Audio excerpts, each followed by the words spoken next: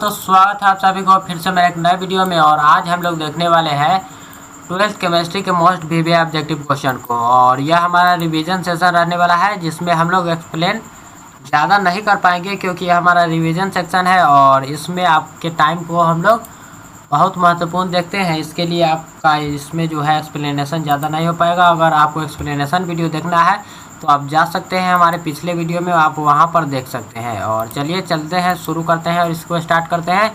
तो देखिए, निम्नलिखित में कौन बिलियन में विद्युत का संचालन करते हैं? तो विद्युत का संचालन इसमें से कौन करता है? तो वह करता है विद्युत अपघट्य। याद रखिए, इसमें से कौन करता है? विद्युत अपघट्य जो है वह विद्युत का संचालन करता है। चलिए अगले नंबर क्वेश्चन पर बढ़ते हैं। अगला नंबर क्वेश्चन क्या है कि हैबर की विधि से अमोनिया के निर्माण में निम्नलिखित में से कौन सा उत्प्रेरक है जो वह प्रयोग किया जाता है? हैबर विधि में अमोनिया के निर्माण में यहाँ पर उत्प्रेरक तो वह हो जाएगा हमारे लोहे का महीन पाउडर। 100 उत्प्रेरक में हमारा होता है मोडिबेलम का महीन पाउडर। याद रखिएगा, ऐसे हमारा होता है लोहे का महीन पाउडर। चलिए अगले नंबर क्वेश्चन को देखते हैं। अगला नंबर क्वेश्चन क्या है?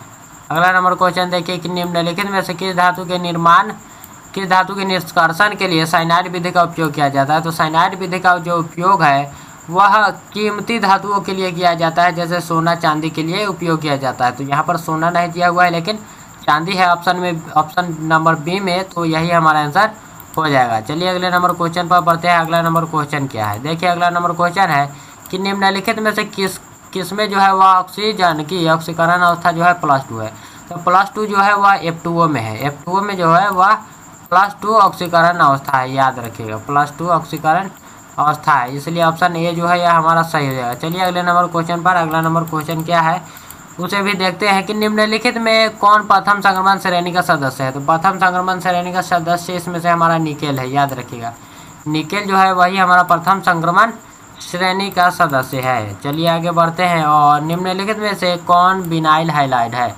इसमें से विनाइल हैलाइड हमसे पूछा जा रहा है, तो इसमें जो होगा वह क्या हो जाएगा आंसर, यही आपको बताना है। तो देखिए, इसमें से हमारा आंसर जो है वह क्या हो जाएगा। तो विनाइल हैलाइड क्या होता है आपको मालूम होगा, CH2 और CHX के मिलने से वह होता है, आपको यह याद होगा। तो देखिए यहाँ पर जो है हमारा ऑप्शन इसमें से कौन आंसर सही होगा, चलिए देखते हैं। तो हमारा यहाँ पर आंसर क्या हो जाएगा, देखिए CH2 CH एगो है, एगो CH और Br और CH3 यहाँ पर दिया हुआ है और यहाँ पर यह दिया हुआ है। तो देखिए ऑप्शन ए और ऑप्शन बी दोनों ही हमें सही लग रहा है। तो इसमें से आंसर जो है यहाँ पर क्या होगा, इसमें से देखना है यह है कि इसमें से जो आंसर है वह क्या हो जाएगा।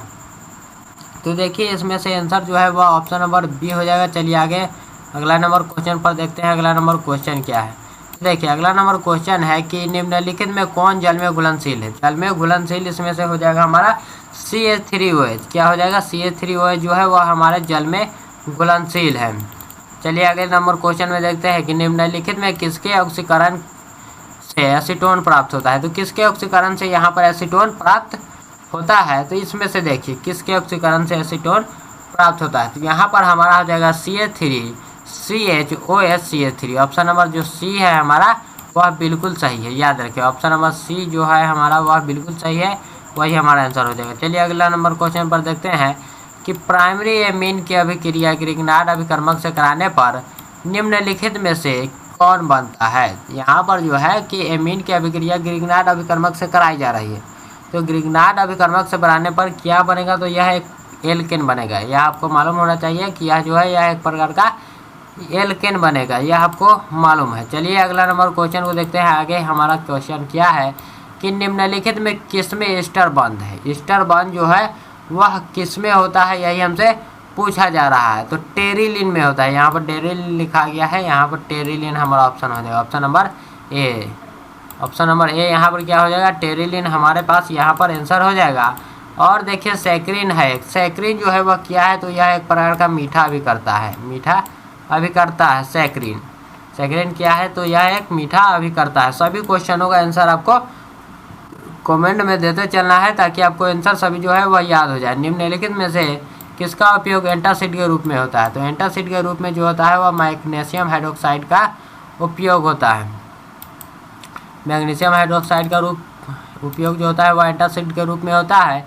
एक धातु का अरवाकरण हेक्सागोनल क्लोज पैकिंग जो है यहाँ पर एचसीपी के बारे में पूछा जा रहा है। तो संरचना में धातु की कोऑर्डिनेशन संख्या पूछा जा रहा है। एचसीपी संरचना में धातु की कोऑर्डिनेशन संख्या जो है वह कितना हो जाएगा, तो वह हो जाएगा 12, याद रखिए 12। और आपसे इसका एटम नंबर पूछ ले, परमाणु की संख्या अगर इससे पूछ ले कि इसका जो एटम नंबर है वह कितना हो जाएगा, कितना हो जाएगा एटम नंबर, तो वह हमारा हो जाता है 6। याद रखिए कितना हो जाएगा, 6 हो जाएगा। चलिए अगले नंबर क्वेश्चन को देखते हैं कि निम्नलिखित में किस धातु का समन्वयन संख्या जो है वह 8 है। इसमें से पूछा जा रहा है कि 8 जो है किसकी समन्वयन संख्या है। समन्वयन संख्या इसमें से किसका है जो 8 का है, तो वह है पोटेशियम का, के यानी कि पोटेशियम। ऑप्शन नंबर ए यहाँ पर हमारा सही हो जाएगा। देखिए अगला नंबर क्वेश्चन है कि निम्नलिखित में कौन अक्रिस्टलीय ठोस है। तो अक्रिस्टलीय ठोस जो है वह हमारा हो जाएगा क्वार्ट्ज ग्लास। SiO2 जो है वह हमारा अक्रिस्टलीय यहाँ पर हो जाएगा, अक्रिस्टलीय।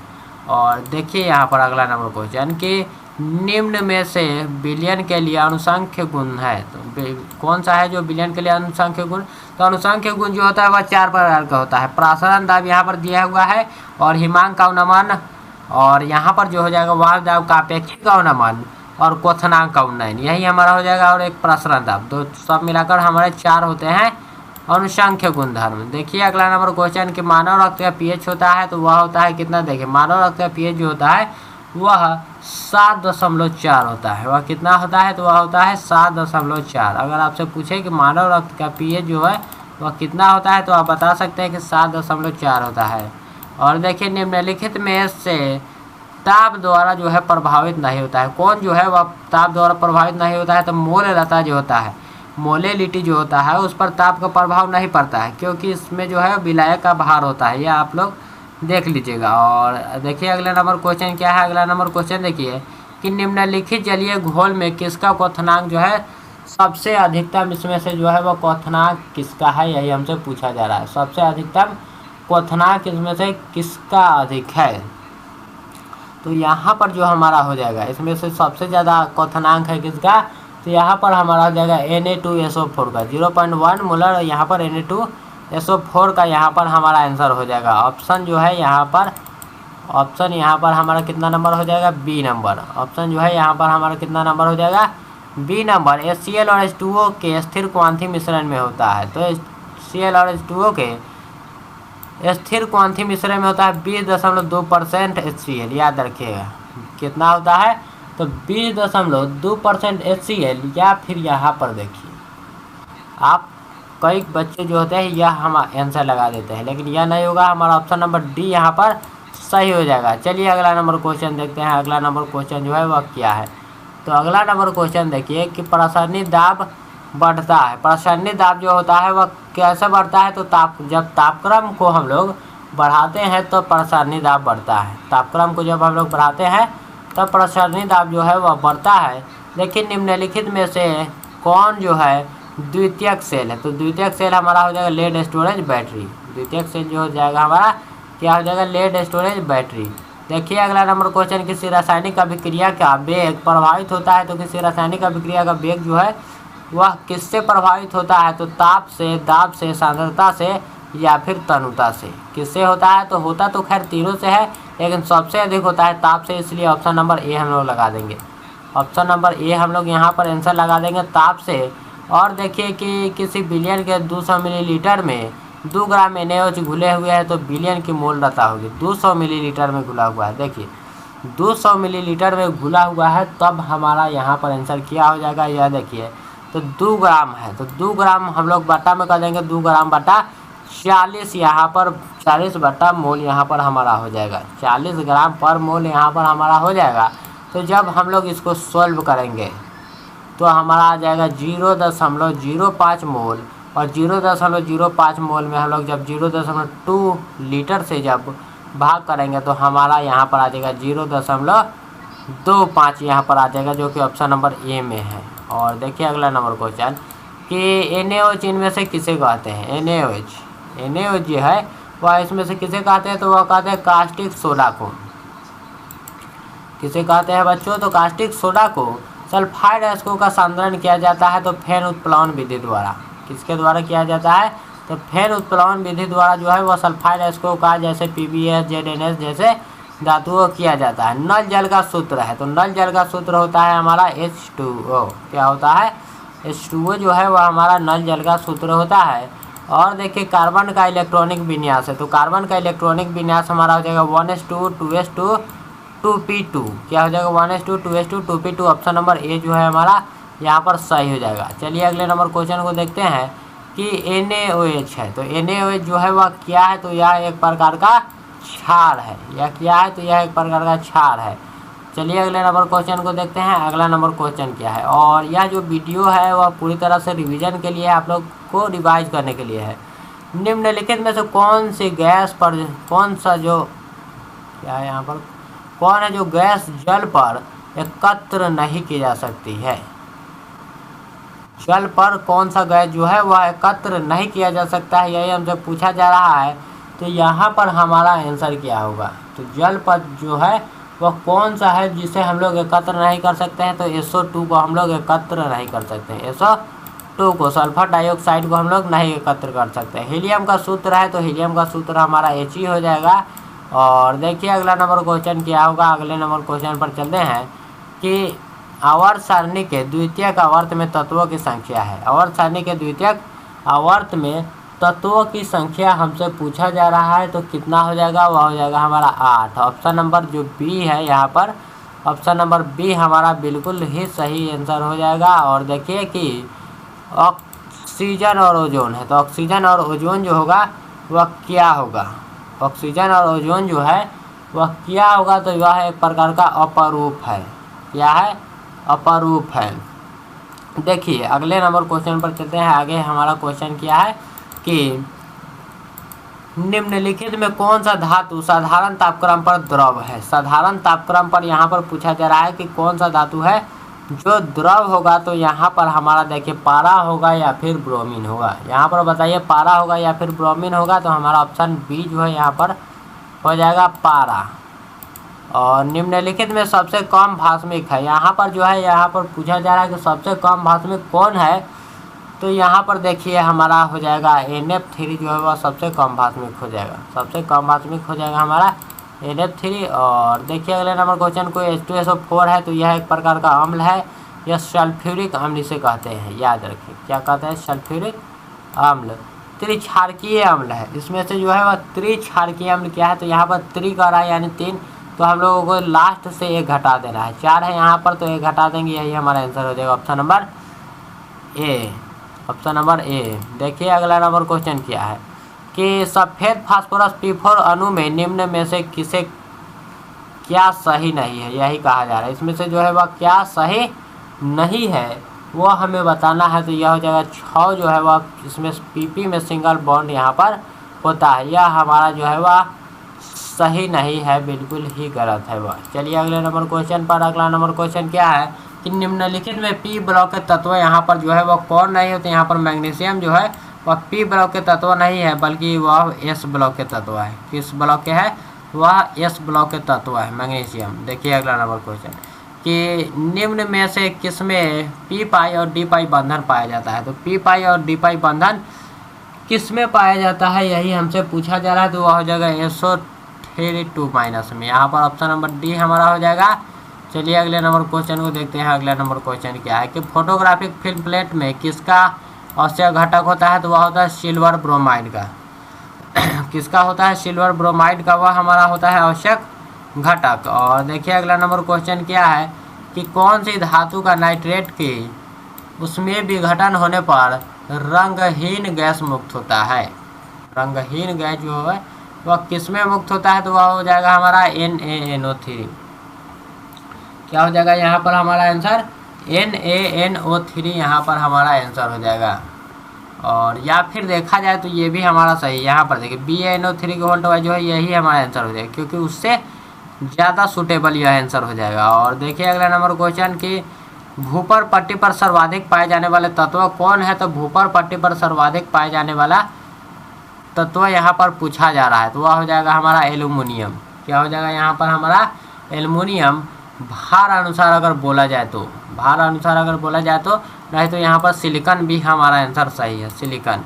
और देखिए अगला नंबर क्वेश्चन क्या है। अगला नंबर क्वेश्चन पर चलते हैं कि निम्न में कौन क्षारीय भूमि तत्व है। तो यहाँ पर जो है पूछा जा रहा है हमसे कि क्षारीय भूमि तत्व इसमें से कौन है। तो यहाँ पर जो सोडियम है यही हमारा हो जाएगा, यही हमारा हो जाएगा एल्कलाइन मेटल क्षारीय भूमि तत्व यहाँ पर हमारा हो जाएगा यह। और देखिए अगला नंबर क्वेश्चन कि जटिल यौगिक CO C2O4 के होल्ट-Y NH3 के कितने संभव समावयव है। तो इसके संभव समावयव के बारे में पूछा जा रहा है। तो वह हो जाएगा 3।